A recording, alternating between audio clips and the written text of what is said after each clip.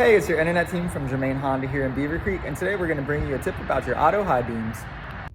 Hey friends, coming to you at nighttime. Did you know that your vehicle might have auto on and off headlights on the high beams?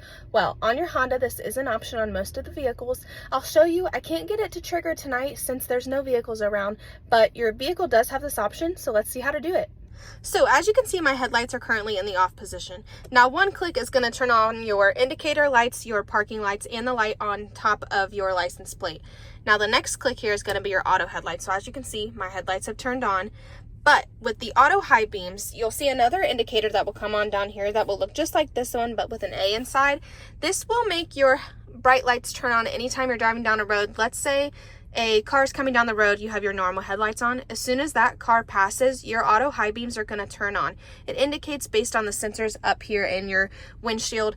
Just adjust the brightness of your car so that way you don't have to keep using your clicker back and forth. But if you don't like this feature, let's say you're in town or it's not operating properly, just turn your headlights all the way on and that feature will turn off the little icon that would pop up. And just don't forget to turn your headlights off once you're getting back out of the car. See you next Tuesday.